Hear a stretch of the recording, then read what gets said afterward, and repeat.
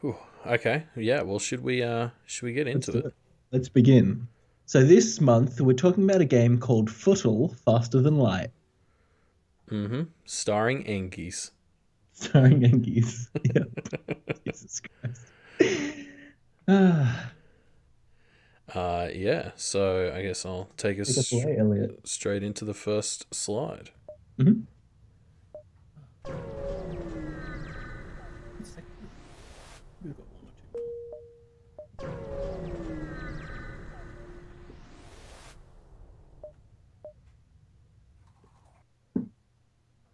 Okay. So what do we just watch there?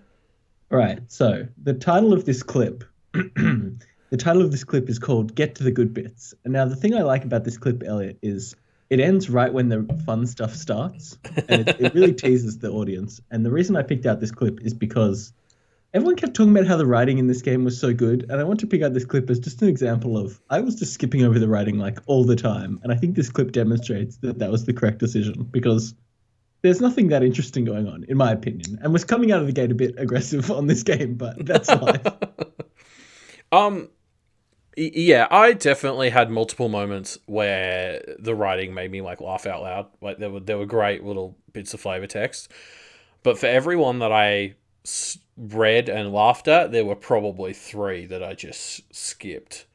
Um, Yeah, yeah. I found myself reading the ones at the start, and then I there was like two that I laughed at, but it wasn't really the writing. It was like there was one. There's this one event that I got where you talk to a guy and he asks you how many moons are there in this solar system or something. Did you get that one? I mean not where I read it. No. Right. You would have noticed it because it's got like four paragraphs of text, Oh and then jeez. at the end he says, "Now, how many moons were did I say were in this solar system or something?" And if you get it right, you get a prize, and if you get it wrong, you don't get anything. And that was the one time I actually read stuff because Nice. I felt there was something sus going on. Everything else I was just skipping. It's weird. People are saying they didn't see that event. I saw it twice, so I guess I just am lucky or unlucky. But yeah, I kind of wanted to start with this just to be like, did you skip the writing? Like, yeah, I found myself, especially, I think it's hard because there are a big proportion of very generic events that aren't worth reading, especially more than yes, once. And what that means is you start skimming, and I wasn't then paying attention for the ones that were good. I most of the time I was playing this, I was playing it on our like Doof Discord with people like hanging out and playing alongside me and stuff. And there were multiple times where I would just like click past stuff, and then I'd be confused as to what was going on, and there'd just be people being like, "Didn't you read the event?" I was like, yeah, "No." um. So yeah, I don't know. It's like I know lots of games do this, but Zelda is the standout for me. Like in Zelda, where they have big paragraphs of text and they highlight the key words. I feel like mm, FTL would get a lot of benefit out of doing that, like highlighting words like scrap, ammunition, fuel, like so that I can glance at it. Like the Zelda technique, they have three colors that they'll use, and it lets me read 50 words by just reading the four important ones. yeah. Oh, this relates to scrap, so therefore I Yeah, should read a bit more because I actually care about that. like for most of the events, I was just reading. When it gives you the options, Yeah, I would just read the options and I yes, pick me them, too. and I wouldn't. And then sometimes something would go wrong, and it would be because I hadn't read the main text. I just read the options, and I didn't Mm, really know what I was doing. mm, So yeah, yeah, I think I would have preferred it if this game had done the colored and bolded like keywords. yeah. Um, Now let's talk about the actual game, shall we? Yeah, let's do it. So this clip goes on for a bit, but it's just sort of showing how much is in this game. Like I was dealing with intruders here. I'm obviously trying to shoot my weapons. I'm also boarding them. Like there's just this is sort of the first topic about the proper game that I wanted to talk about, which is just I think the strength and also kind of a weakness of this game is just how much is happening and how much there is to do. Mm. Just before we continue on, I want to touch on one specific thing that's coming up in chat, which is that I should clarify. I do read text in games. Like in Hollow Knight, I read a lot of text. I just didn't read the text in this game because I found it uninteresting. Um, anyway, so yeah, Yeah, there's a lot. I'm probably below average in terms of how much text I will put up with reading in a game. But I think this one in particular, I feel like FTL taught me not to read the text by starting to include too much of it for very generic events that were coming up a lot. Mm, yeah. Um, yeah. So let's talk about the systems in this game because you're right. There's so much, and it's so great. Like how many different bits and pieces there are and how they all come together. Not just talking about the actual like ship systems, but the systems in the game as well. Yeah. Things like, you're constantly running from the Federation. There's all kinds of bits and pieces that are constantly weaving throughout the game. It is jam packed full of great ideas. Yeah, yeah, absolutely. Like that clip there, it was sort of showing dealing with intruders, boarding. I was running out of oxygen in some rooms. Like you're actually having to do so much to maintain and protect your ship at the same time as attacking and invading theirs. I think that is really what makes this so strong. And you're right, that's just talking about the battles.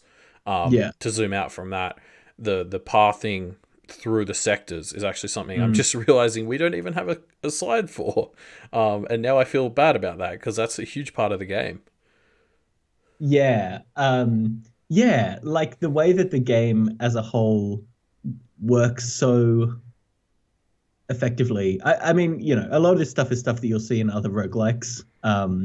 Like you'll Sure. almost always in a roguelike have some kind of ticking clock that is driving you forward, or potentially resource management. This game has both, and a lot of roguelikes have one or the other or both. Um, but yeah, like a lot of really cool stuff that just works well together to make this game one where you're constantly kind of pushing forward. You're constantly feeling like you're this scrappy ship trying to outrun the bad guys in Mm. Star Wars. All that kind of stuff that kind of keeps you invested in the game, even when, especially for some of the ships in the early stages, nothing's really happening. You're just kind of sitting there and watching two AIs fight. Yeah, yeah. I mean, there's definitely a sense of how did we get this crucial piece of information about the rebel flagship because my ship sucks, like Yeah. when you get to sector 7 there's so many better ships and it's like how did we end up with this crucial information. um How do we always end up with the crucial piece of well, yeah, information? there's an interesting sort of wrinkle in the plot for this game because you can unlock other ships. That implies that this is happening multiple times. Mm. So yeah, like in the story of this world, there are infinite rebel flagships that are being taken out by infinite Federation. Anyway, sorry, I'm just No, no, we're the reb. Wait, no, no, yeah, we're the Federation, yeah. Sorry, yeah, and we're cool, fighting cool. the rebels, which is Yeah, an inversion on the sort of Star Wars dynamic. yeah. But also, the rebels are clearly the ones who have a ton of ships and are way more powerful. So it's not. It's just they've swapped the names. They haven't inverted the dynamic. Yeah, like it definitely. The rebels don't seem like when you hear the word rebels, I think of underdogs who are like fighting Yes, the evil, exactly. Federation. I'm pretty sure, and somebody pointed this out to me. All rebel ships only have human crew. Like they're Mm. actually they're not a diverse group, which Yeah. isn't really a good sign. Um, Yes, you're true. I think Yeah, you're right. I guess I just never really noticed like whether it was this is a human, like a rebel ship, or this is like a slug warrior vessel or whatever. yeah. No, somebody pointed it out to me, and I did notice they seem to be right. Whenever it's a rebel ship specifically, it's always humans. Mm.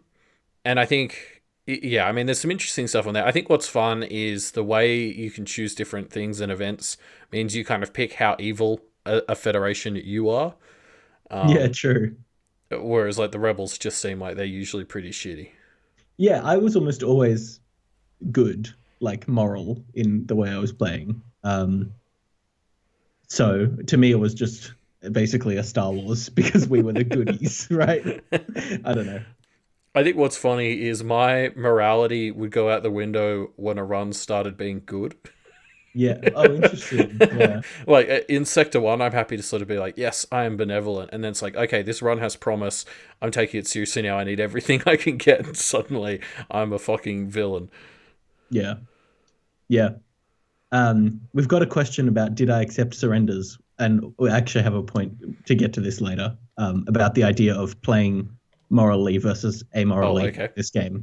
Um, so stay tuned for that later on Yes. in the show. Yeah, what did you do with your ninth crewmate? I had I fun with don't that one. really know what Dawn is referring to, which I guess is an indicator that I'm not playing morally, because if Um, I did something horrible and don't even remember it, then it's probably nothing. well, so if you get like an event or something that lets you get a ninth crew member, because you can only have 8, Oh, and so if you'd get a ninth, it would make you like it basically you have to right. It would remove make someone you from the party. choose. Right. Yeah. Yes. I think I Um. had that one time happen to me. Okay. I almost always stuck with my existing crew out of this sense of loyalty, and there was one time where the ninth person, I think I didn't have anyone on like with good shields, and this person had gold shields, Mm. and I felt like such a villain. Talk like going up to one of my slugs and being like, "Sorry, we don't need you anymore," and because Ouch. presumably you've killed them or something because they're just not Yeah. on the ship anymore. No, no, no. You've dropped them off at the next merchant vessel. Um, Yeah, yeah, exactly. unless it's a slug, then you do eat them because they taste delicious. Um, shall we? Yeah, let's talk about. I think we want to talk about some other systems in the game. So shall we keep going? Yeah, obviously this slide covered how many there are, and we want to dive into a few. Um, so this is just going to talk about misses. Check out this fight I had against an AI ship. Miss, miss, miss, miss, miss. Actually, sorry, where's the audio gone? I muted it.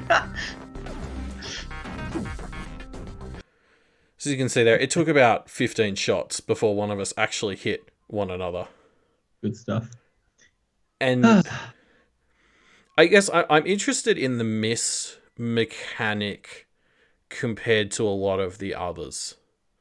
Yeah, it's interesting. I feel like misses, especially random chance misses, can sometimes be a bit controversial. I think the thing I really like about it in this game is without misses, the only you have defense drones and you have shields, right? Those are your defenses, your defensive capabilities, and you have blasting the opponent's weapons before they can shoot you, right? Mm-hmm.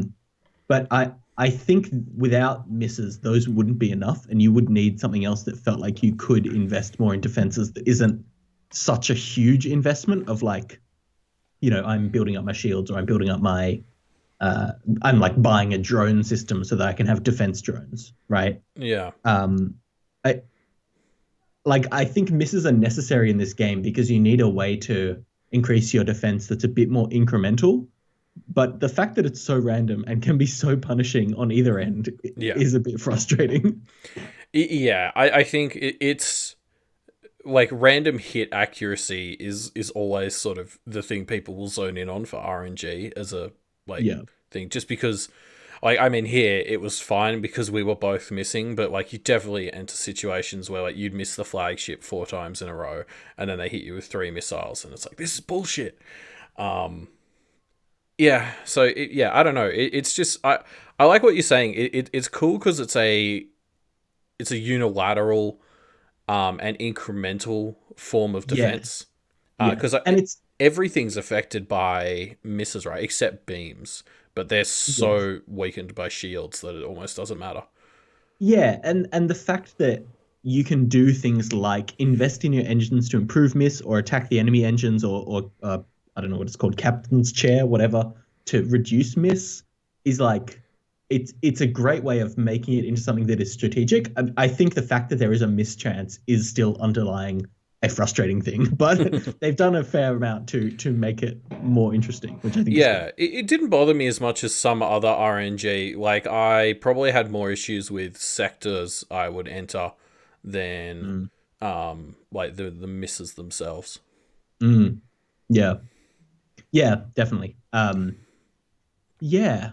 Should we go on to the next one? I think Yes. one of the things I want to talk about next. Well, let's play the clip and then we'll go.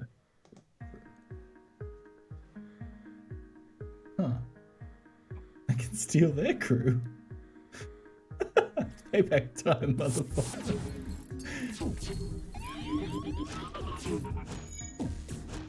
I'm just gonna steal every one of their crew members. That's my new strat.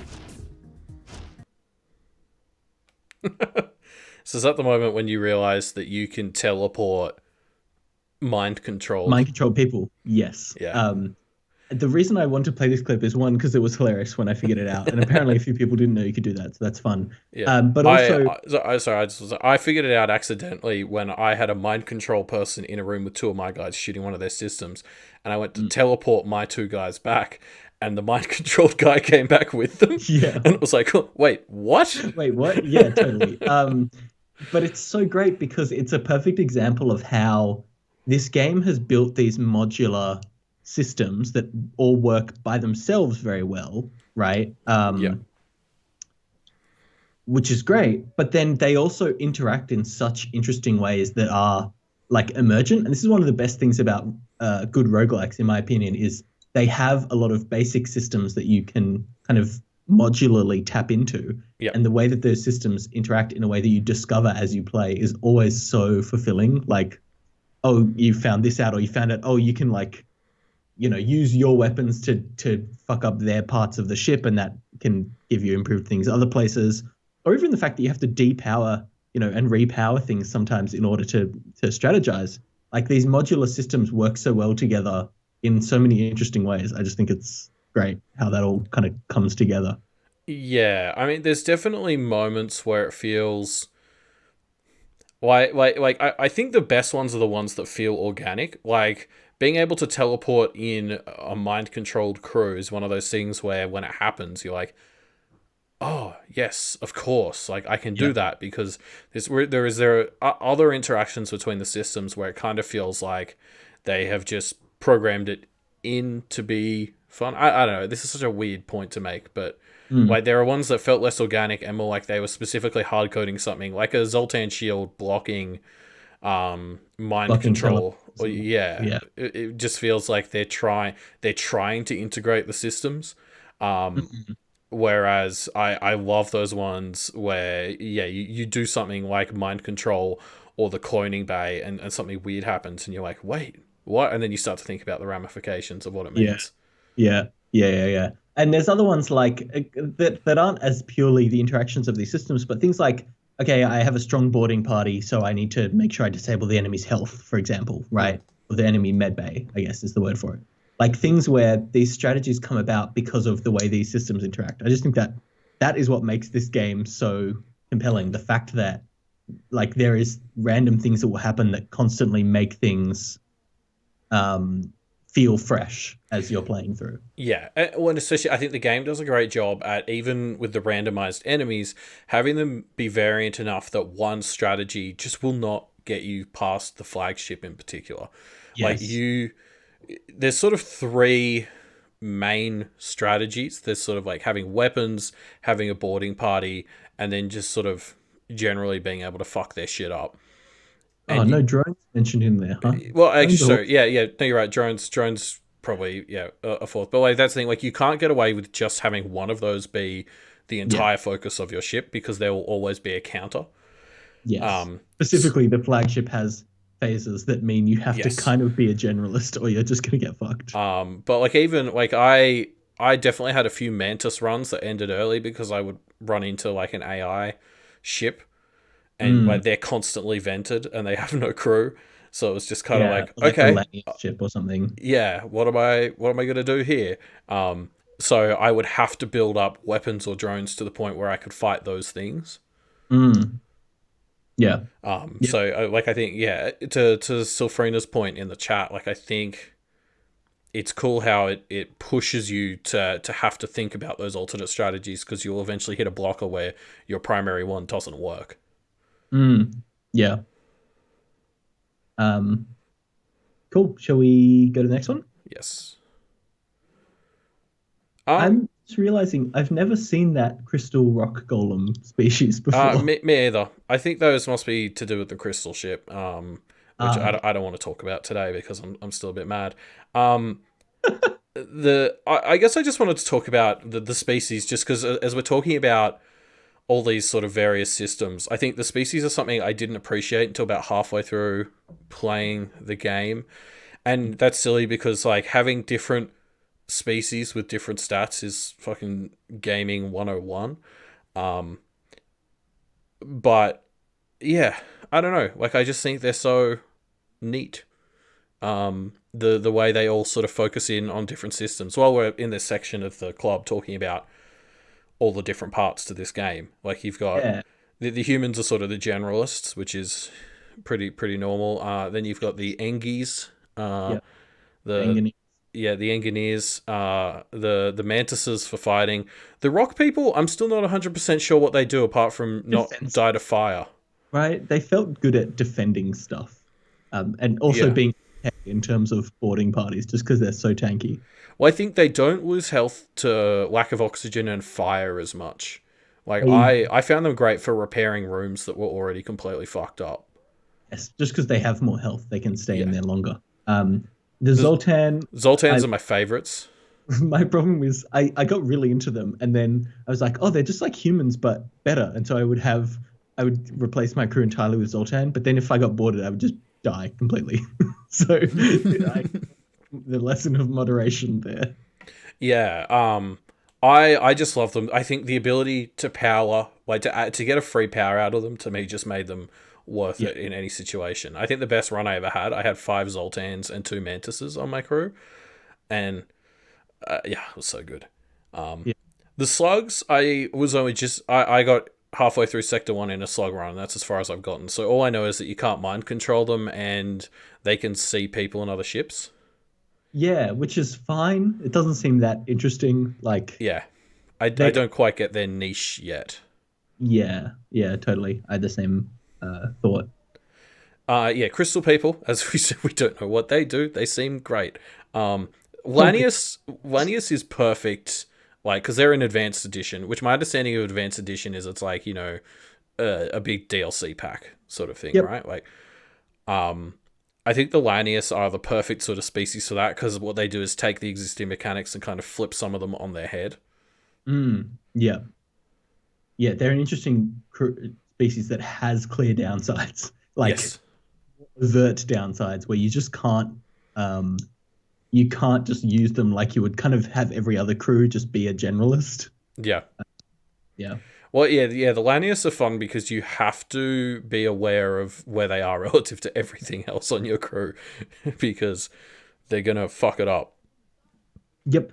But I, yeah, it was I great. I had a fun run. There's an achievement with the Lanius ship for reaching, I think it's Sector 8, without ever having more than 20% of your ship's oxygen Oh, active. nice. So I had my human pilot in this little room with oxygen, and then the whole rest of my ship was vented. And then, so, like, whenever I got boarded, the Lanius just had to go and make sure that the boarders couldn't get into the pilot's room because he Yeah. was fucked if they did. Yeah, that's rough. Yeah. So, like, yeah, it's just a great example. Like, there's just so much fun you get to have with these systems. Yeah. Let's talk about the length of runs, shall we? Because that's Yes. the in the room that I think we need to discuss here.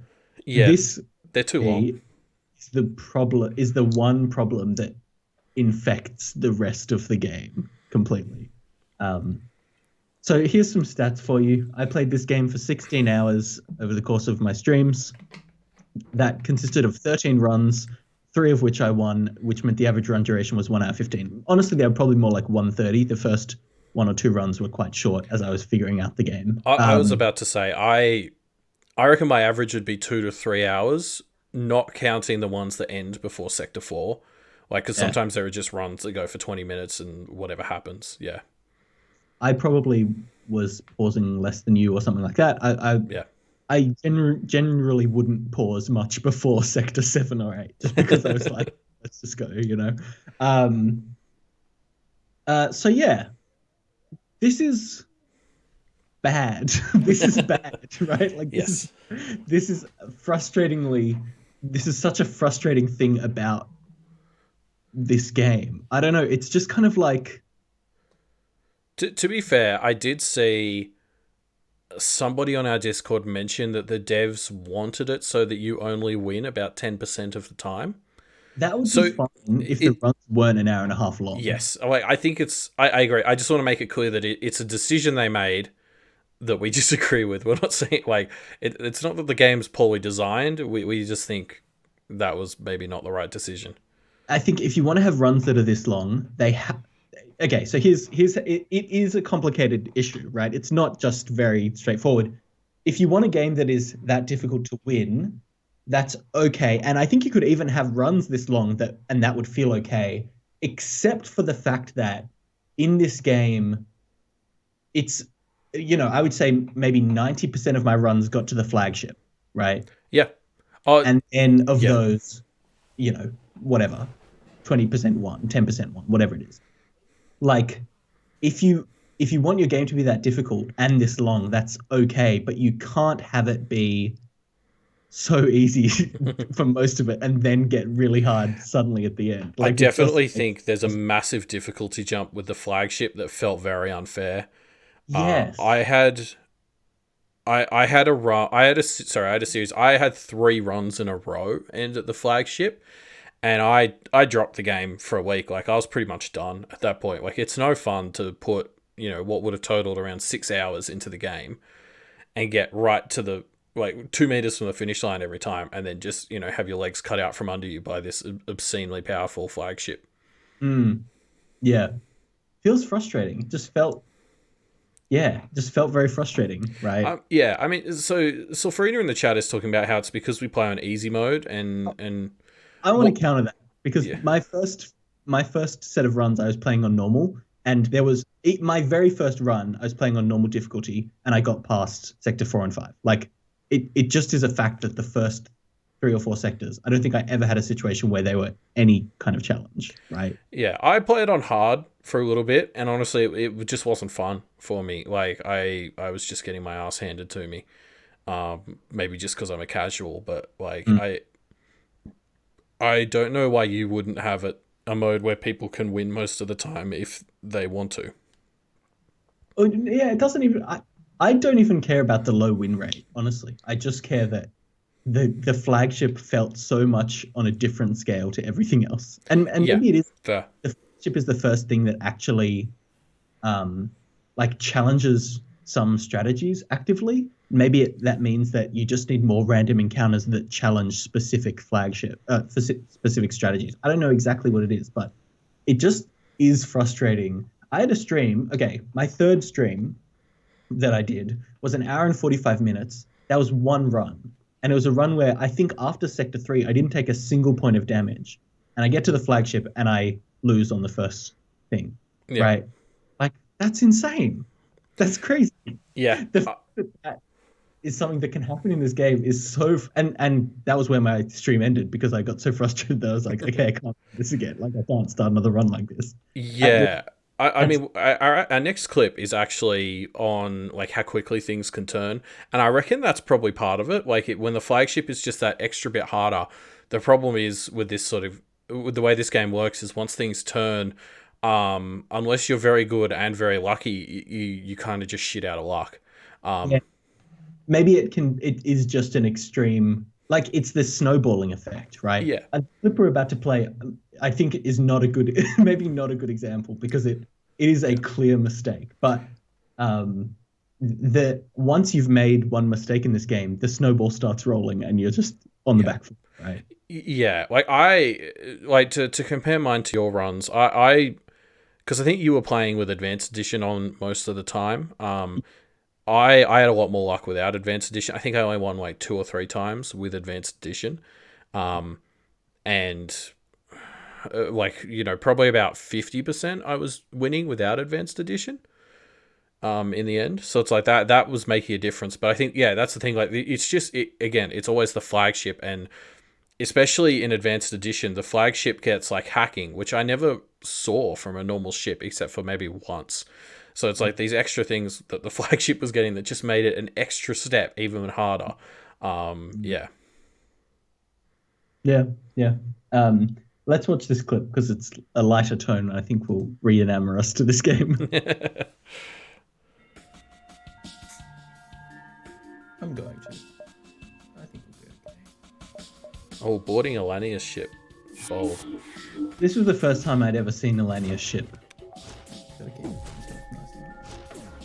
Wow, we are choking very quickly. This was a mistake. Ooh, I'm betting you wish you'd upgraded your not think it would- teleporter right about now. So this was the first time I'd seen Millennia ship, and I was like, okay, cool, I'll teleport these people in and they won't die that quickly and then it'll be fine. It didn't happen. Like, they died, obviously. And in fact, I made another mistake towards the end of this where there's about maybe half a second where my Rockman is still alive, where I could have teleported him back that I didn't realize. But the thing I want to talk about here is so many times I would do something like, you know what it would come down to? It was I forgot to right click once, right? To disable my auto fire on a certain thing. And because of that, I lost half my crew. And that's just like, that's so punishing for one. You forget to do one small right click and then you're fucked, right? Yeah, there's definitely, for a game where the runs go for 90 minutes, the ease with which one small mistake can just cascade into a complete loss, kind of out of your control after that point, is probably a bit too high for my liking. And it's insidious as well because this game, like, it kind of took me a while to realize this, but without the right amount of scrap, you aren't going to win, right? Yeah. Like, actually, you need to be maximally efficient in order to win this game because you need enough scrap to buy the correct weapons, buy enough crew, buy the right subsystems to win, blah, blah, blah, right? And so if you fuck up and you have to buy one or two extra crew members or, an additional set of repairs, you're just so behind. Yeah, well, because there's two types of cascades, right? There's these short-term ones where in a battle, if you do something wrong, like you fuck up, like teleporting your guys here or something, you can just enter a situation where you can no longer win this battle because you made one small mistake. But it's like, even if you still manage to win, we're talking about there is like the long-term cascade where now you're just a bit behind and there's no way you're going to be able to get your ship to be good enough to fight the flagship. And the part that makes it even worse, like the short-term cascades are fun because it's like, it turns a battle into a clincher or you need to run away from some battles or something like that. Like, great, perfect. Yeah, they're fun. Like that can be actually very fun. But the long-term ones are so insidious because you don't know whether you have enough scrap until you get to the right. You don't know whether this run is going to be good enough until you're in Sector 8. And so by that time let's say you lost 2 crew members in Sector 2 and you had to buy some more. You don't know if you've rolled the dice in a way that has fucked you until 30 minutes later. And that's just like, oh, it just hurts. Yeah. Like so one of my most recent runs was my first one with the stealth ship. And I got to the flagship still with only my original 3 crew. And there was one store in Sector 2 I found that was selling crew. Aside from that, I didn't get any events that would give me crew or they gave me crew. I couldn't find another store that was selling crew. So the fact that I passed on that opportunity, and so then basically what happened is I had 3, I think they were human crew members. They got absolutely obliterated by the boarding drones in Phase 2 of the flagship, and so then I was just done from there. And so it was kind of frustrating to go through like an hour and a half and lose just because of that. And like, I guess it's not quite the same, but it's related to this sense of there's that long-term run-ending stuff that can happen that's a bit outside your control, and you don't quite realize how bad it's going to be until it happens. Yeah, and like, again, it's fine if you make a mistake and it means a run is lost. Like, you should be able to lose runs, but when you combine this with the fact that there are like difficulty spikes with the flagship and stuff like that, I feel like it is more insidious because you can't tell. Like, I found I couldn't tell. There's enough of a gray area of, am I going to be able to beat the flagship or not, that you can't actually tell if you're going to be able to until you kind of get to Sector 8. Like, yeah. I mean, it does, like to the credit of this sort of system, it feels really fucking good when you come through it. Like, I had some moments where, like, my crew was falling apart, I had no oxygen, and, that's when you start pausing frequently and mapping out every move, and if you manage to pull it all together, like, fuck, you feel like a genius.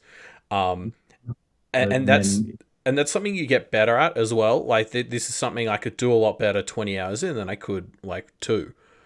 And that's where that sort of that's where there's a bit of a skill improvement beyond just knowing. Like for a large part of this game, the skill and experience comes from just knowing what things are, which I don't think is the fun way of growing skill in a game. I think the fun way of growing skill in a game is you actually getting better. And Yeah. it's kind of sneaky how much better you get at that, because that part of the game really comes down to managing your crew and a bit managing your weapons. Um, What you're meant to be doing. Like yeah, yeah, being able to is the skill that this game is trying to teach you, right? yeah, yeah, exactly. So it's like, there is a sense of, when I was 20 or so hours into the game, I would have some of these scrapes, but because I'm better at the game now, I could get out of them relatively unharmed and still kind of continue my run and maybe be at risk of long term, as you're talking about. But like, it felt so good to be able to recover from what, 5 hours in would have just absolutely killed me. Yeah. So like that is fun, but it's just, yeah, sometimes it can just be grating. Like I was so pissed off at this game when I had those 3 runs that died in the flagship in a row. I was like, this isn't fun anymore. Um, anyway, that's that like that is the thing that permeates this game, I feel, is the and I would sum it up as the length of the runs, but really that's not the core problem. That's just the one that seems the most like the symptom that seems the most obvious. Yeah, I like your point. You know what would even make it better for me? And again, this is my first roguelike, and I'm probably going to piss off all the roguelike fans when I say this, but if I can let me restart a sector or something, mm, yeah, it's losing the entire run for a silly mistake is what pisses me off. Like, I wish you could go back in time or something. no, I don't think that's the solution. Like I get that. But let me give an example. A game called Dead Cells, which is another roguelike, is one that I've I played a fair amount. I don't think I ever beat it. In fact, I don't even think I got that far in it. I played it for a high number of hours, but I had such a good experience with it because I was consistently progressing and consistently getting to harder and harder parts of the game. And it's like I felt like I was actually making progress and seeing more and getting better and like being challenged in a fair way, you know? Yeah. Whereas this game it sometimes just doesn't feel like that. And that can be very frustrating because then you do feel like, oh, I'm just playing a game where I've lost all my progress for Yeah. past or made no progress or whatever. Well, because this is why I've never played a roguelike before, is I always like to feel like there's progression, and I don't like to spend 2 hours and feel like I haven't made any progress. And that was definitely the vibe I got during periods of FTL where it was just kind of like, oh, like I just, you know, I I just spent 3 hours and I got nowhere and I got nothing. But that was obviously countered by, then I would play it again and have like great runs, and I was like, this game's the fucking best. So like I see the enjoyment, but it's like I don't it's a two-sided coin. Mm, yeah, yeah.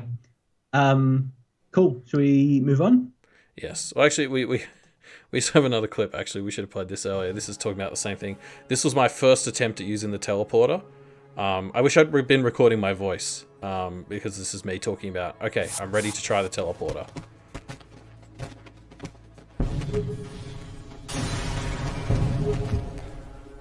So, yep, I didn't try the teleporter for a while after that, mostly because I didn't have any crew worth teleporting. Um, Do you know something that happened to me once, which yeah. is one of my favorite moments in this game? Is I teleported crew onto a ship to take it over, and I didn't destroy the ship or anything, but it flew off. You know how ships Oh, can wait, fly? they did their FTL charge. Yeah, Yeah. and my crew, my crew, and I was just like, wait, that shouldn't be allowed because I had intentionally stopped shooting them so my crew wouldn't die on the ship, right? Yeah, yeah. And they just bailed, even though I had killed their captain. There was no one in the pilot seat. They still just Yes. bailed, and I was like, oh, okay. I learnt at one point that you had to actually like disable it properly if they had the autopilot, because yeah, I ran in.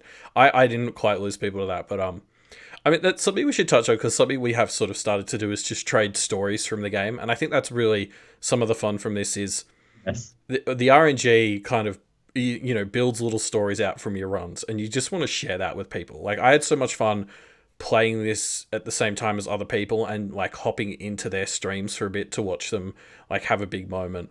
Like the organic stories that pop up from these playthroughs are just so fun. Yeah. Yeah. Yeah, it really does, like, that's the strength of this game, right? It is lending itself um to the fact that it builds out these interesting little encounters that you have to deal with. Yeah, yeah, I'd agree with that. Yeah. Um, Now, someone mentioned the idea of progression, because this is something else that I kind of want to touch on. Hmm. The idea that, well, we can play the next clip. It is just a picture of, or like a video clip of some of the ships that I had unlocked. It's a very interesting video. Yeah. Um, Oh no, I think yeah. This is just my hangar, I right. believe. Yeah. Um, like, uh, so this is something that I think some roguelikes do in order to mitigate the fact that you don't feel like you're making progress, right? Is you'll unlock like different ways to engage with the game. So in a lot of roguelikes, it's like different characters that you can play as, right? Which have different ways you interact. And that's what this is. It's different characters that have different strengths and weaknesses that encourage you to try different things. Because obviously the other thing about roguelikes is they have lots of different content and you can usually play it in lots of different ways. So they usually will do characters to encourage you to play it in different ways, right? Yeah. So obviously FTL has this, which is good.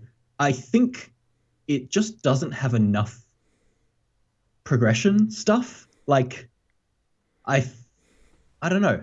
I mean, again, maybe it comes back to the length of the runs, but I Yeah. played 13 runs and I think I used 3 or 4 different ships and So about 20 hours of gameplay. I don't know. yeah, I mean it's funny because I'm the person I was saying I've never played a roguelike before because I don't like the lack of progression and the idea of the roguelike format of like replaying to get better didn't appeal to me. I actually really got into the progression system of FTL Hmm. more than I expected to. And maybe I don't have other roguelikes to compare it to. So, this is baby's first roguelike for me. But I quite liked it. I think maybe the advantage for me is because I didn't play with Advanced Edition until I unlocked the Lanius ship, I was actually able to win runs. I think you maybe underestimate how much harder the flagship is in AE. I only managed to get it like twice.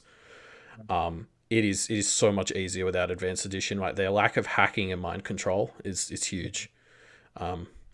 Which again, side note, the talking about organic interactions of the mechanics. The fact when I realized you could mind control people back Yeah. was huge. Yeah. Um, Um, but we've started a goddamn conversation. This is such a nonsense conversation in my mind. The conversation of what is a roguelike versus a yeah, roguelike. honestly, this has happened in our Discord a couple of times on the past week. I just don't care about these sorts of arguments. I don't even want to talk about it. It's not worth engaging with. I don't think. Any any game where you have runs that are like isolated progression, that's a roguelike. Okay. I Yeah, don't care about permadeath and RNG for me is roguelike. yeah. Yes. So FTL is a roguelike. All these things that people are calling roguelites, they're roguelikes. Let's just end that. That's the official Game Club stance. Yeah. Um, Stance. I think so. The other thing I wanted to talk about here was so it's obviously gone because sorry, I'm just going to use my mouse. This little trophy thing had disappeared, but like obviously you unlock them in this sort of U shape, and I think what was really fun about this to me is how they were using the different ships to really focus in on different parts of the game. Like I think so. For instance, until I got to the Mantis ship, ship 5, I think I was pretty shit at managing my crew.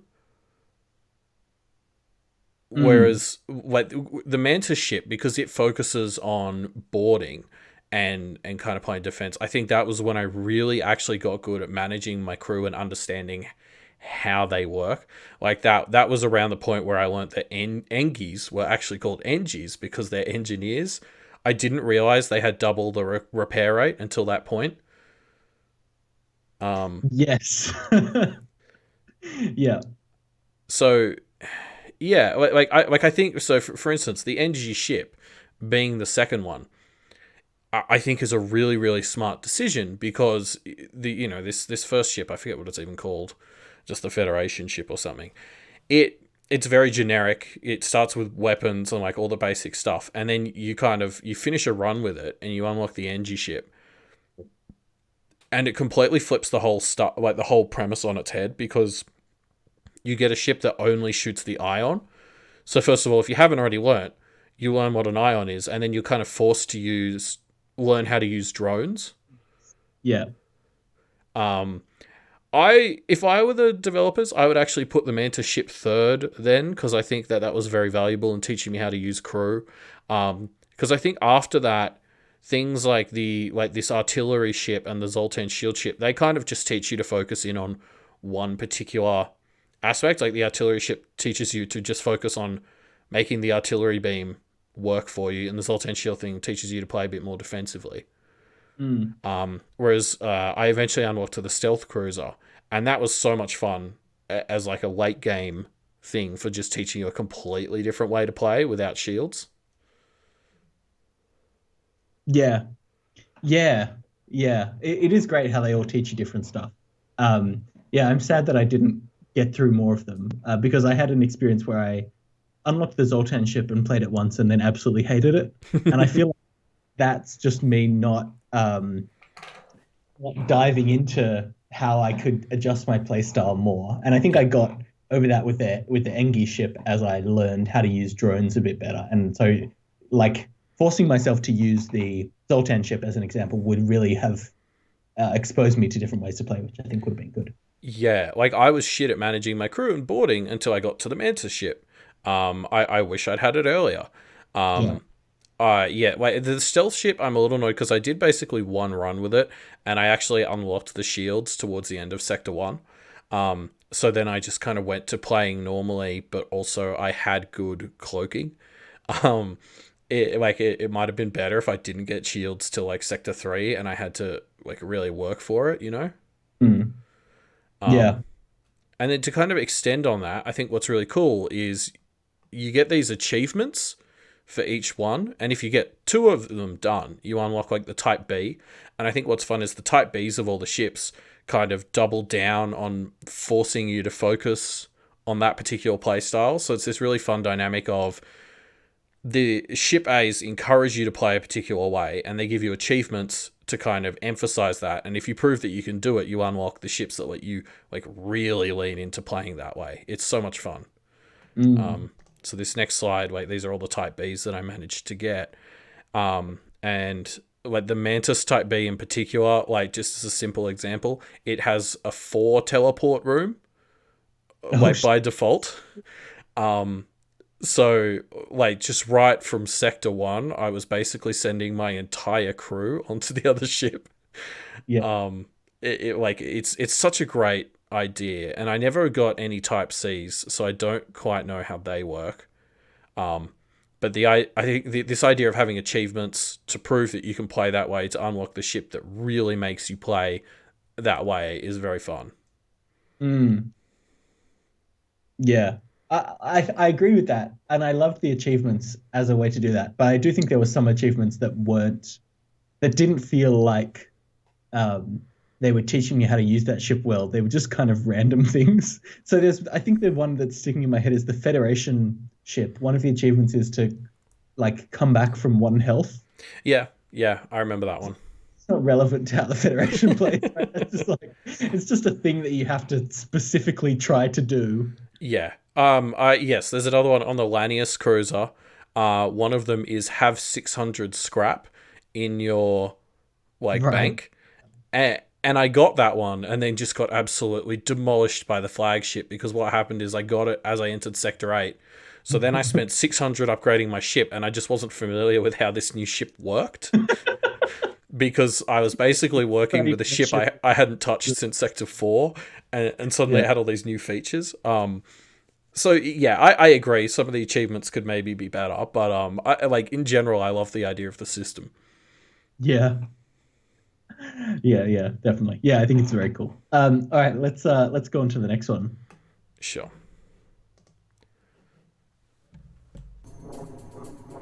So the thing I want people to watch for here is this gun here, where it actually shoots down a missile. I'll play that again.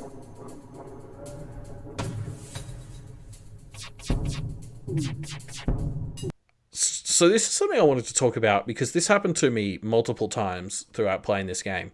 I consistently underestimated how much the visuals weren't just a abstract representation of the simulation under the hood. Yeah. Like, maybe this is the lazy games programmer in me, but I would have just been like running RNG. I wouldn't have put physics colliders on those missiles, Right? right? Yeah, exactly. Like, the missiles would have just been animations playing to emulate what was happening under the hood. Yeah, the one I saw a lot as well was your drones can Yes. get shot down as they're like orbiting the other ships just by chance, which is awesome. Like I love that. It's such a cool, weird little interaction. It's not frequent enough that it feels annoying when it happens either to you or against you, but it's also not like, yeah, it's not like punishing enough that it's super dangerous or anything. It's just Yeah. like a cool little random event that can happen in a battle. And there's Ye- no real way to make it happen, right? Like you can't really impact it. You'd have to be really fucking good. And like, Yeah. I think, yeah, to me, like, as well, this taught me to take the visuals more seriously. yeah.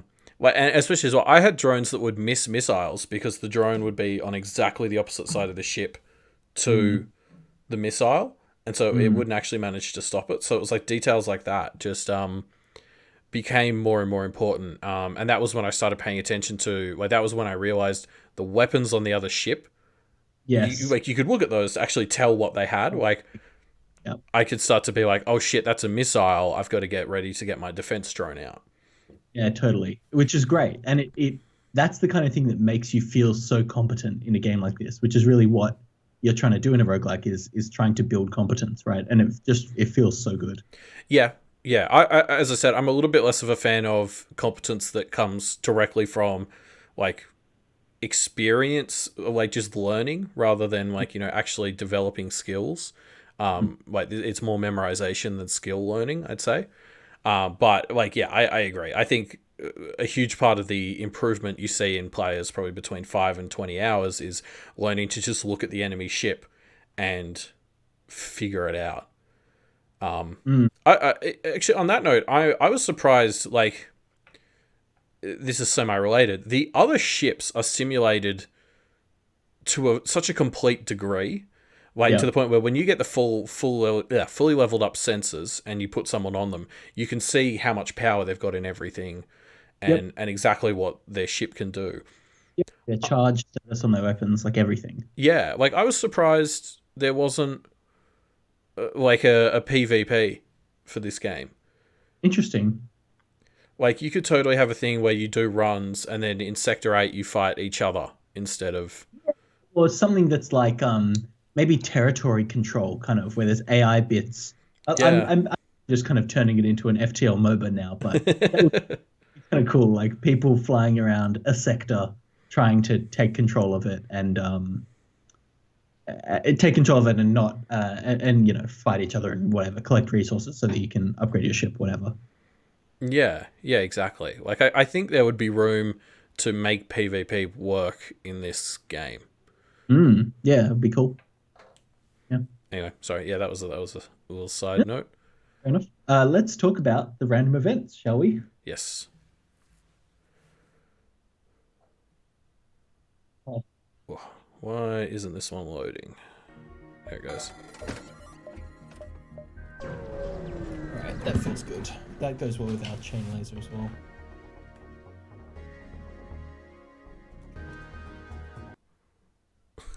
What did I just watch? I brought this in because the thing I want to talk about here is this is an event where, sorry, I'll explain. This is an event where you get someone says to you, "Hey, our friends have turned to piracy. Can you go get them?" And you have to. The way you do the event is you have to damage them enough that they surrender, and then you let them surrender. Basically, it's an Okay. event where you have to let somebody surrender. I got this event so many times, like maybe 8 times, 10 times. I got it. I'm well more even because I feel like I got it at least once every run. And And the thing I want to talk about here is I feel like there just aren't enough like events. There just aren't enough events in this game. And I think we're starting to get to the point where this game is doing a lot of really cool things, and some of the things that it isn't doing, we probably could chalk up to the fact that this is an indie game and this was a small studio working on their first game. But like, man, I just wish there was more. It comes back to the vibe that we just skipped a lot of events, though, I guess, Yeah. because I felt like I was seeing so many events so over and over again that I just would skip stuff. And I think I almost wonder if the game would have been better off having less events and just kind of more general, like, this is just a fight. You know what I mean? Like, making the events a bit more special. no, I feel like it was the right balance of event to fight. I just didn't. I just literally ran out of them. You know? I mean, I guess what I'm saying is I feel like half of the fights you get into are like events, and like, you know, as I was saying, we would start to skip them because 80% of the time it's just like flavor text for go Uh, fight this ship now. yeah, If yeah, you just didn't have the text, unless it was a very specific thing, so that 10% of the time where it is something interesting, that's the only time you ever get text. That yeah. might Maybe have made me that's like contributed. take more interest in it. Yeah, because a lot of events it does feel like okay, I'm going to skip this to get to either the decision or the Yeah. fight. Yeah, Mm, so like I think again it comes down to that focus of like maybe just making it clearer, like, you know, highlighting the keywords and stuff to make it clear this is the part that you need to care about. mm, yeah, yeah. The other thing I want to touch on is the idea of morals in this game, like um, the fact that there are moral choices that you can often make in this game. I started out thinking was very cool, and let's play the clip. This is what I was like at the start. This is for my first thing, you know. I wish I did. Hmm. You're gonna reform your ways. All right. But you better not do it again. I started out by almost always letting people surrender. Yeah. And that was for maybe the first three, well, I don't know, the first like 6 or 7 runs, I would always do that. And then at some point, somebody said to me, hey, you know, you're just getting less scrap doing that. And I was like, okay, so the fact that I'm trying to play this in a slightly more moral way is actually just a liability. Like, there's no. I think there was one event that I remember, which I think is the one where you get the Zoltan ship. I think it's the one. It's where they say to you, "Hey, we want to preach peace in the galaxy," and then you have a moment where you come up against the rebellion, and they're like, "Oh, we're gonna fight you," and you have to be like, "No, no, let's be peaceful." And if you do that like 3 times, they'll you get a new ship or whatever. And I think that's the only time being peaceful is actively rewarded. Yeah. Which Yeah, I agree. Like, once I learned that 90% of the time you get a better deal by killing them, I stopped with doing my moral runs. the one exception being that if you specifically need like fuel or Missiles. missiles or robot parts and they offer that up, then you can be Yeah. like, then you get to make the choice, which is good. And I think that's one of the things that makes it a better system because you can specifically pick whether you want something or not. And often, if you don't take it, that thing won't be in the thing that you get from scrapping them, right? You Yeah. know, they'll offer you fuel and you'll get robot parts instead or whatever. Yeah. I think that's good. But it just felt like playing this game in a moral way was a liability rather than a choice a lot of the time. Yeah, it's interesting that they kind of present a moral system and then it doesn't necessarily feel like there's enough to it. Like, there's not a huge amount of depth. Like, yeah, there's maybe more to be mined from that. Like if it came back later, like if you had, because there's this idea, right, that, you know, sectors are like a Zoltan sector is sort of friendlier, and there's Mm. like it'd be cool if something like that could change. Like if you had more interactions with Mm. mantises and you let them surrender, that affected what happened when you fought other mantises. Like you sort Mm. of had a reputation type system. I don't know. Like Well, I feel like there's more you could do there. I got to touch on this because wasn't it? I don't know if this is true or not. I hadn't really put it together yet, but it seemed like sometimes the the sectors were marked as enemy sectors or friendly sectors, depending on whether I had crew that matched that sector. Is that right, or am I just making that up? I wondered that, but I don't think so. I think it's like mantises were always red. I think zoltans were always green. Slugs were purple. Engies were always green. Slugs are always purple just because nebulas were purple, and the slugs live in nebulas, I guess. But I don't Yeah, think that was changing based on what your ship was, which was actually another thing that surprised I me. mean Like when I that would was be right. Yeah, like when I was a mantis ship and mantis sectors were still red, I was like, but I'm one of you. yeah. It even feels like maybe they were intending to have moral choices impact the game more, but cut it for scope reasons or something like that. Like Yeah. because the fact that there are why are there colors on sectors in this apart from nebulas? Why does that? I'm not gonna lie. You know? I used it as a very brief thing. Like I never read whether it was mantis or rock or whatever. I would Yeah, just be like red. Okay, like if I needed scrap and my ship was looking good, I'd go for red because I'd be able to get in more fights and get more scrap. Whereas like if I yeah, was in trouble, I think the only time I ever was like, okay, is one of these a Zoltan or something? Is like if I felt like I needed that on my crew. Like if yes. my boarding party was weak and one of them was a mantis sector, I'd be like, okay, we're going there because more chances But I'll get a mantis. did that actually pan out? Yeah, Because I tried that a few times and it didn't. Maybe I just got unlucky with not getting, a slave ship or whatever. But yeah. I didn't feel like that happened to me that often, where I Um, could actively pick a crew I wanted. the stores were the biggest thing that changed for me. Right. Yeah. Like True. if it's a mantis sector, the store is way more likely to have one or two mantises in it. Yeah. Um, it's also it depends on what you're doing. Like I always got more crew when I was doing boarding party things because when you Yeah. kill them and Yeah. don't blow up their ship, you're much more likely to find a prisoner. Right. And that's where it came in. So it's like when you're doing a mantis run, it mattered more because you're less likely to be blowing up the ships, which means you're more likely to get crew, and then they're Yeah. more likely to be belonging to the sector. Yeah. Okay. Fair enough. But yeah, I guess to tie this back to the idea of the moral system, my final thought on it is just I feel like they made a step towards this, and it would have been cool to have more of that actually, play into it. I don't know. Yeah, yeah. No, I agree. Um, let's talk about one of the things that this game does that is incredibly impressive. Yes. You can play the next clip. It's muted. It's just background video, basically, which is just me fighting against the flagship on one of my runs. Um, I played this game for 16 hours, and Oh god, your I'm not. weapons got hacked. Oh no. Yeah, I think I won this one. Yeah, this is one of the runs I won. I can't remember. But You're gonna teleport people straight into that fucking missile, right? Yeah. oh yeah, That was I one don't think hundred percent the strat for the yeah, for the I don't think I flagship. ever won a run without teleporting people into the missile room. But like, what I want to say about this is, I played this game for 16 hours. I'm not done with it. I could probably play it for another 16 or more. I don't know, whatever. And that's so amazing because the game is just this one system of fighting ships, and it doesn't even feel like there's that many ships to fight, right? Maybe like Mm. 20 different base ships that you fight. Um, but it never felt stale. No, Like I always absolutely. felt like there were differences in the battles. And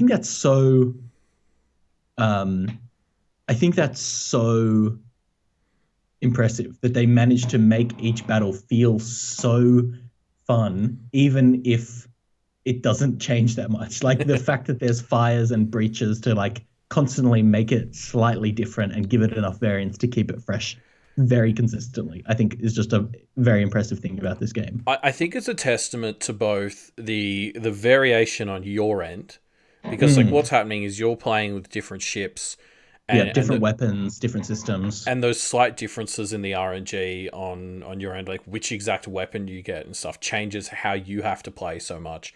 And Yeah. as well, it's a testament to what we talked about earlier. There's all these systems that play off each other, and it kind of compounds because it's like, which crew you get affects how you manage your crew, and teleporting, what weapons Yeah. you get affect your weapons, what drones you get affect like what drones you're using.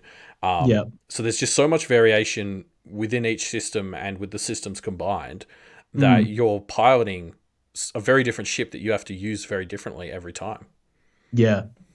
Yeah, and I thought that was. I just think like obviously that's one of the strengths of roguelikes is it gives it they can build such interesting variants on a Yeah. game and make procedurally generated fun variants, right? But FTL really does do it very well. Yeah.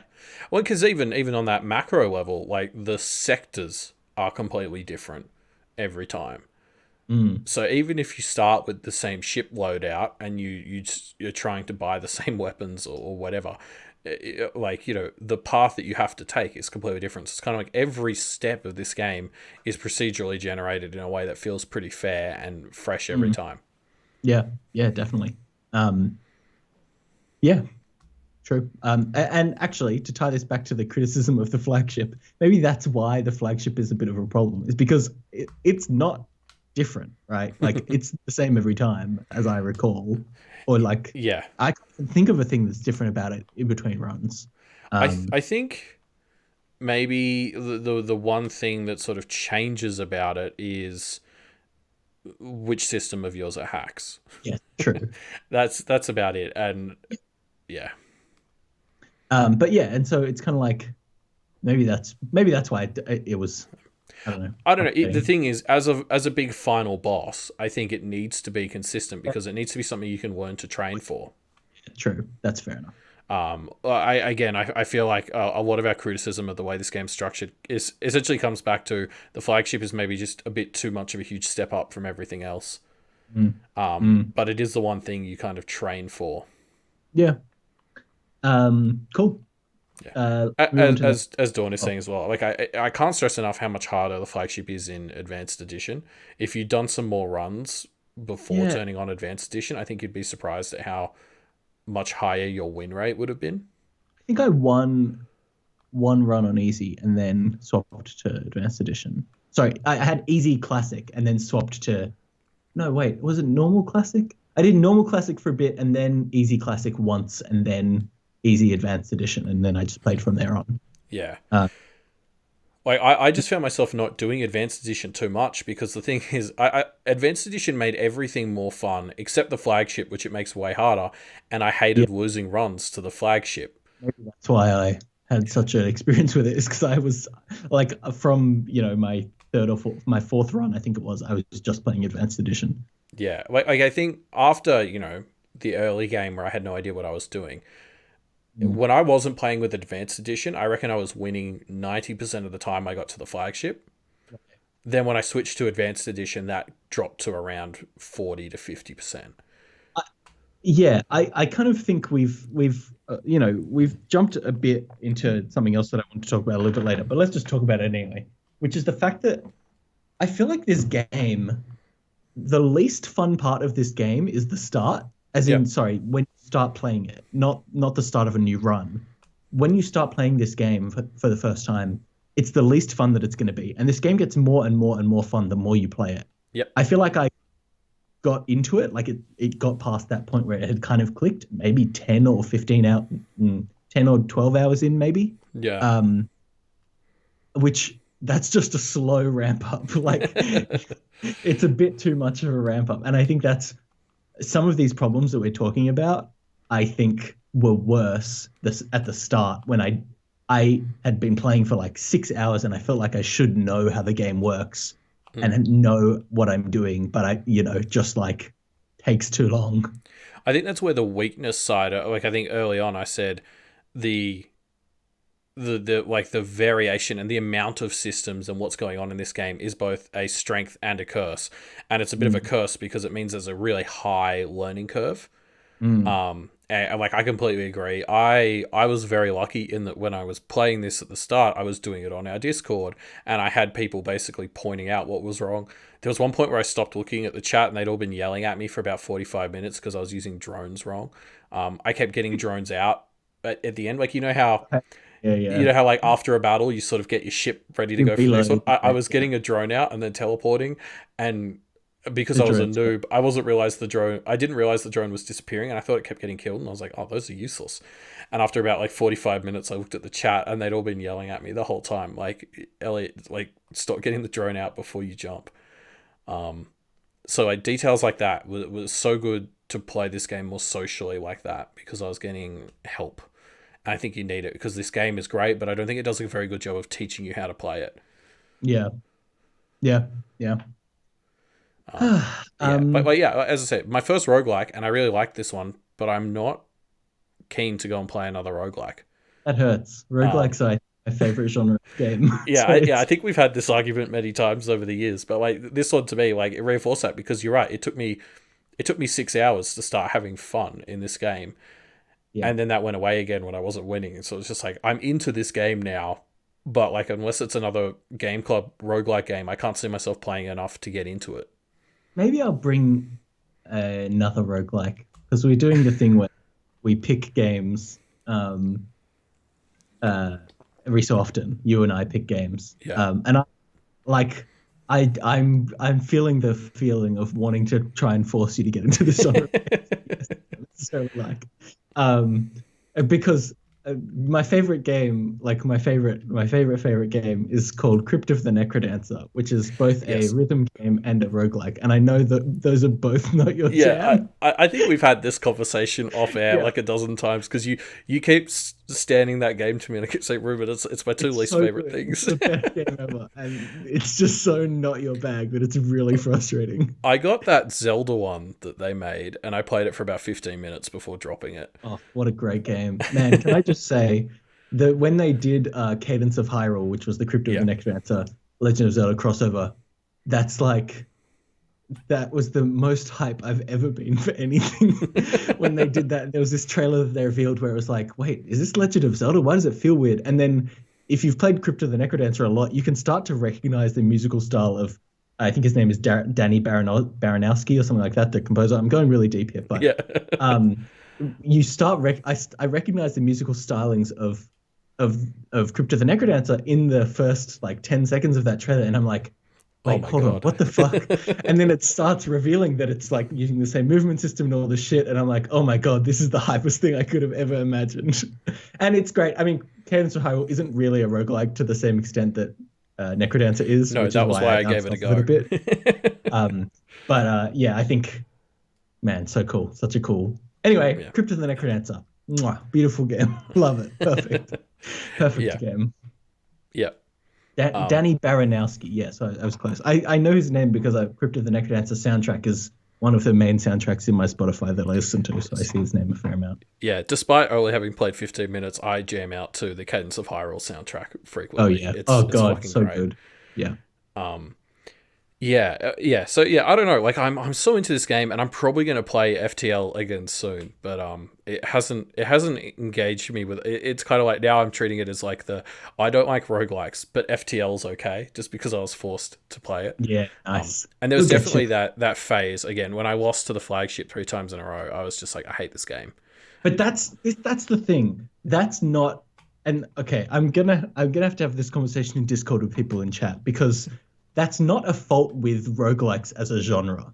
It's Mm. just a problem that the game has a spike where it feels frustrating. Like the definition of a roguelike versus a roguelite shouldn't be, oh, it's really long and it can be really frustrating. Like that's just bad design, you know? Yeah, Um, yeah. yeah. Anyway, You're right. Like I'll get you into it. my issue was with the flagship specifically, not with the game. I was just taking it out on the Yeah. game. I just don't want it to be taking it out on roguelikes as a genre because I think that's too blunt of a hammer, you know. Yeah, yeah. Um, what else? I mean, we've kind of talked about everything that we want to talk about, Yeah. right? No, we've got a few more slides actually. I feel like I'm looking at the notes for those slides. Well, we've We'll kind of play the gotten into clips and them. stuff. We've kind of yeah. Anyway,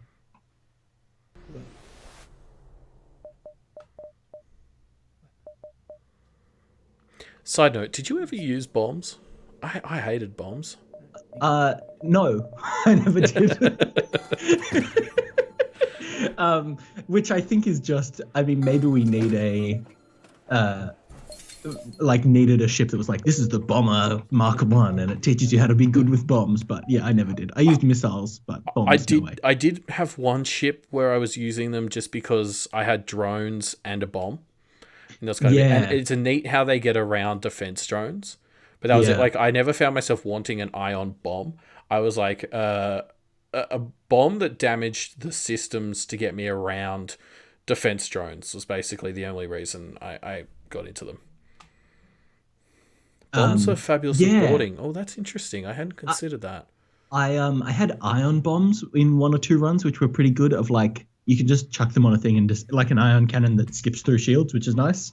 Um, so yeah, I mean they were cool. There's so much stuff in this game, and even though I played for 20 hours because the runs are so long, I just didn't have a chance to use it all. Yeah, that's fair. I don't know if Yeah. there's a bomber ship, but neither of us unlocked the 7th one, so maybe that's the bomb ship. Yeah, maybe. Who knows? Cool. But Yeah. yeah. So like, I guess this actual slide was talking Oh, about right. Sorry. like Yeah, the thing that I was originally want to talk about here was just like when you get into the strategy of this game, it feels so good to be like planning out the ship upgrades you want and stuff Yeah. like that. It really does feel very good to get to the point where you're able to strategize effectively. Yes, absolutely. And some of that comes down to game knowledge as well as like ship knowledge and all that. But like you're right, I felt like a master when I got to the point where I'm sort of like, okay, I have this ship and what I'm really missing is a beam or like some sort of burst laser. Like, oh, I have a Yeah. great thing, but level 3 and 4 shields are going to wreck me, so I need some sort of Yes. burst so that I can shoot that first, knock out 2 of their shield layers, and then fuck their shit up with the rest of my weapons, you know? Mm. Yeah. Yeah, and that's the kind of thing where I feel like once you hit hour 12 and you can finally start to be like, oh, okay, I know that my ship has this vulnerability because I've done this before. Exactly. Yeah. I was wrecked by missiles because I don't have a defense drone or some way to counter missiles or whatever, right? Yeah. That's the part where I think you really start getting into this game. Yeah, I would agree. Yeah. And that's kind of what the next slide was going to talk about as well. Yeah, we already sort of touched on that sense of It's- how it takes you a while to get into it. Oh yeah, this clip is just kind of me doing stuff, strategizing. I don't know. It's not really an important clip.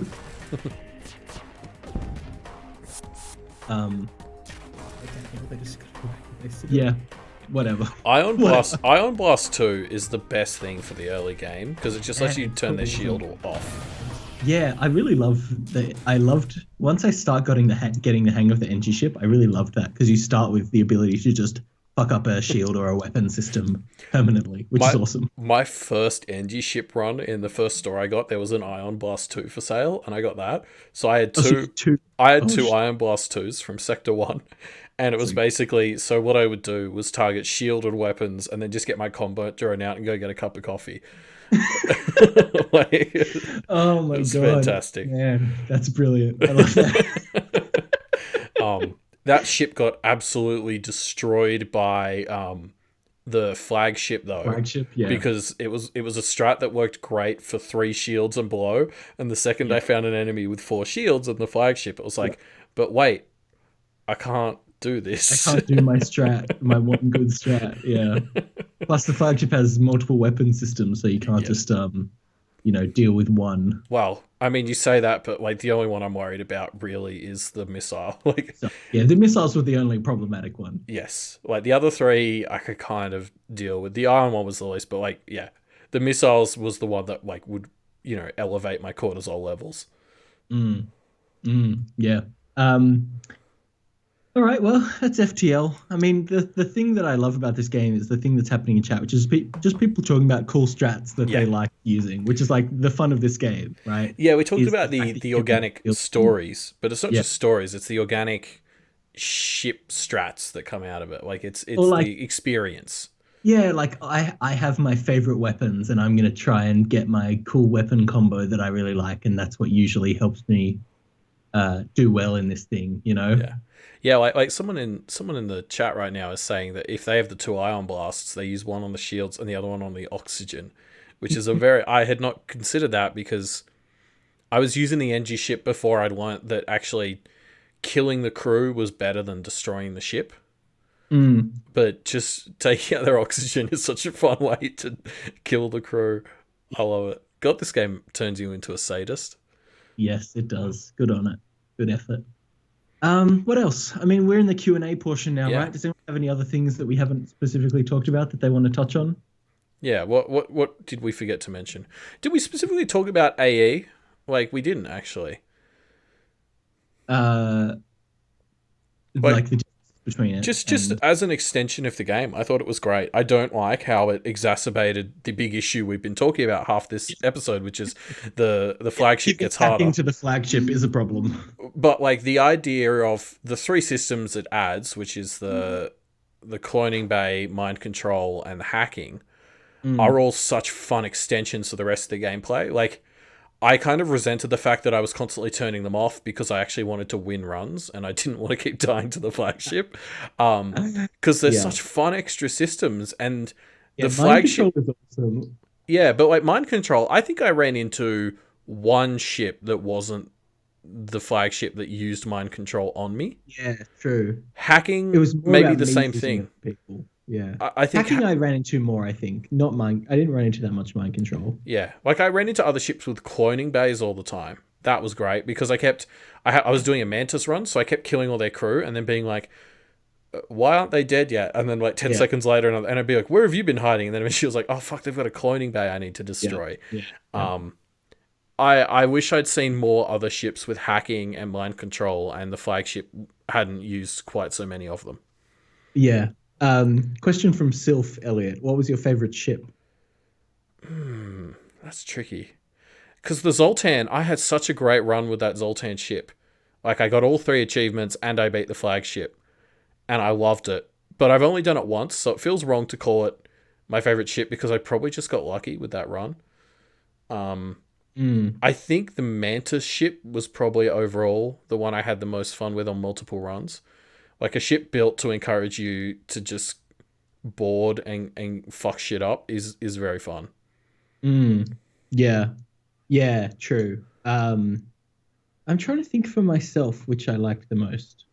I really grew to love the Engi ship, and I played the Zoltan ship and it was fine. The Lanius ship I didn't really like that much. It was fine. The Lanius ship was interesting to me in that I don't quite get what it was teaching me. It sort of had a cloning bay, and that was it. Cloning bays. I literally didn't have a cloning bay until Yeah. the It was my first experience with the cloning bay. But like aside from that, the Lanius didn't change my macro tactics too much. They just kind of changed how I managed repairs on my ship. Mm, That was it. yeah. Yeah. I, I think the Engi ship then I would go with because I really did like managing weapons and drones. Those were both just a ton of fun. Yeah. Yeah, I agree. Well, the first time I ran with an Engi ship was an absolute delight because I was like, oh, I'm going to have to change everything.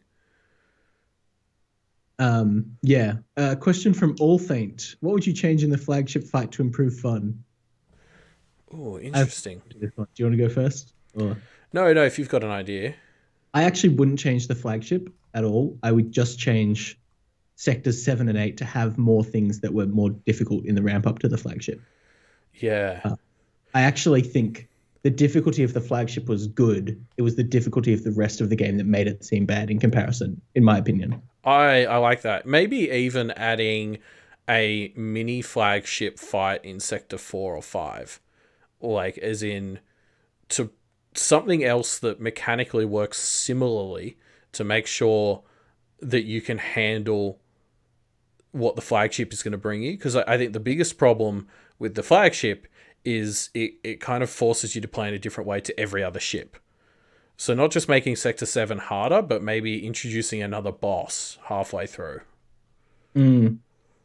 Now, okay, so Sylph is saying that normal and hard actually does change that, which is great. But if I'm playing on easy and I'm only winning 5% or whatever, I'm not Yeah. going to try a harder difficulty, right? Like that seems so crazy to me because My why would that yeah, why my, would making the game harder like it doesn't just track it doesn't mentally track, my you know? response to Sylph's point is that means the flagship should be easier on easy.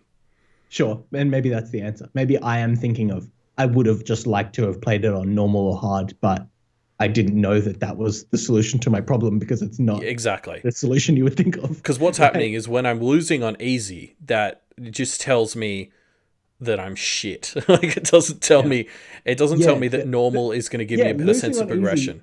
Yeah, exactly. It Right. tells me that Like, the sense of progression in easy is broken. I think. Yeah. yeah. Yeah. Yeah. So Sylph is saying the flagship is the same on easy and normal. So Yeah. maybe my answer is change the flagship on easy to be easy, and then I would have realized to go to normal. I don't know. Like, Yeah, if I was winning every run on easy, that would much more incentivize me to go, okay, well, I'm yeah. going to try normal. Yeah. Whereas if I'm still losing 50% of the time on easy, I'm not going to try normal. Yeah. Totally. Like, yeah, yeah. Anyway. Um, yeah, so I had something else I was going to say about Advanced Edition when we were talking about it. I can't remember. But yeah, I love Advanced Edition just as an extra set of stuff. I'm glad it's disabled by default. I think that was absolutely the right call. Yeah. And I love what it adds to the game. I wish I could have seen more of it in enemy ships. Mm. Yeah. Yeah. Oh, that's right. Yes, somebody else brought up all the extra weapons in Advanced Edition, which is a good point. Like the charge weapons and the chain Oh. weapons. Oh, they weren't in. They weren't No, in. Mode. Okay. Cool. and those are such a great like finding an ion charge 3 completely changed how I sort of was strategizing with weapons like that. And the Well, chain ones were interesting. interestingly, people are saying that they added easy mode after the the game was released. The game was released with normal, and that was what it was balanced around. So, Yeah.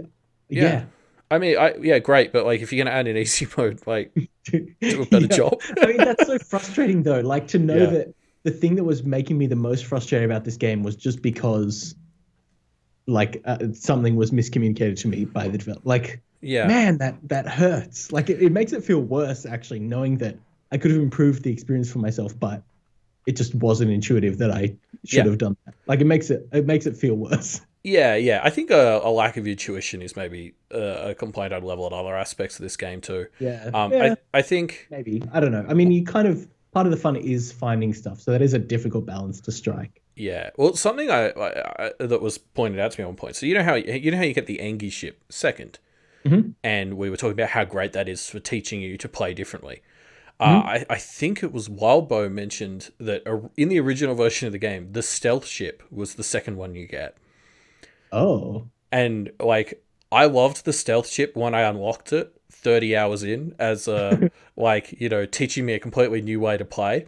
yeah, Getting that as the second one is fucking brutal because it's a different fun way to play, but it's a hard way to play. Like yeah, I think switching that out was absolutely the right call. yeah, yeah, yeah. I don't know. Now it's making me think. Being a small indie team, you can't afford rigorous user testing, and that's probably the thing that fucked up some of these problems with the game. Oh, yeah, maybe. It's weird to me that you're patching in things like easy and they're not. I don't know. Yeah. I mean, Yeah, they've got another game, Into the Breach, which is doing very well. So I get that they're not yeah, I going to love Into the spend Breach. too much time fixing FTL, right? Like, Yeah, or yeah, not sure. not fixing, like tweaking. Tweaking. Yeah, yeah. Uh, I played Into the Breach. Great game. Love it. Good stuff. yeah. Um, all right. Anything else to talk about here? Any other cues? Any other cues to A? Yeah. Sorry, I'm Yeah. just catching up on the chat. Oh yeah, Sure. the flak weapons when you Oh in yeah, the flak weapon. advanced That's edition. cool. Where you just shoot trash at the enemy ship. That's a fun I one. never quite felt like I got my handle on exactly how those were meant to work. Like what Mm, was the best way to use them, because like often what it would come down to in the later fights is you have your weapons and okay, I fire this one first, then this one, then this one, and you have to take into account that ion charges are slow and yeah. stuff. The flak one, I could never decide if I wanted to shoot it first or last. Mm, yeah. Right. I think you want it to take down shields, as I understand, because it does Okay. a shit ton of damage to shields very quickly. Oh, that makes sense because it's kind of doing like three or something at the same time. Things. Yeah. Yeah. Cool. One more question from Sylph. How do you feel about system management games in general? Is that the genre? I was going to ask because I've never played a game like this before, like with systems management. Mm. So, I mean, yeah, I actually got quite into it. Yeah, I quite like that this game is about suddenly there's chaos and you have to deal with things. Yeah.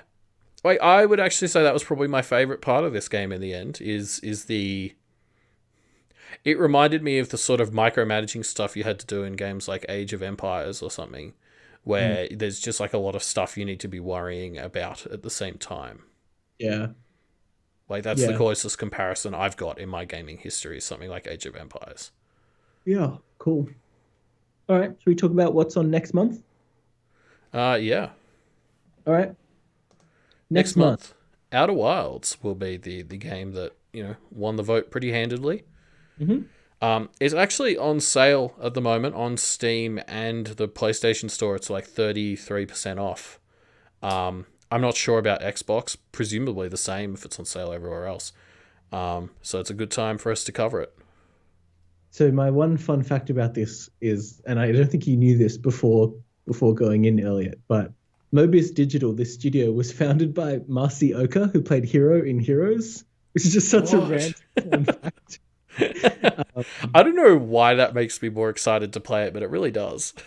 Yeah, isn't that just like he just was like, you know what I'm gonna do? I'm gonna found a game studio. I was trying to find what he actually does. I think he just like he does like some marketing and some like production-y stuff. He doesn't have a development role as far as I understand in any capacity. He just kind of He might founded be the a studio and producer or found something. cool people. Like went to a incubator or something to find cool people working on a cool game and said, "Hey, I'm gonna make a studio. Why don't you just make this game with my studio?" Which is just such an awesome thing to do. I love it. Yeah, yeah, I like that. I mean, I'm excited to play this game because I it first popped up on my radar late last year when people were comparing the gameplay loop to Majora's Mask.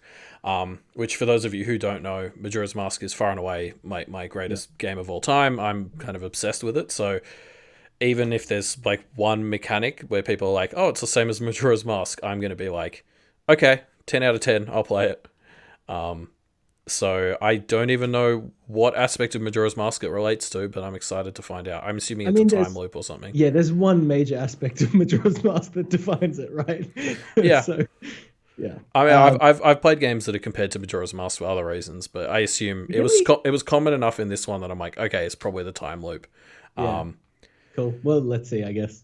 yeah, um, Um, yeah, yeah, also heard that comparison, and that's the only thing I know about this game is people have compared it to two things. I know from the studio that was founded by Marcy Oka, and the other one is it's compared to Majora's Mask.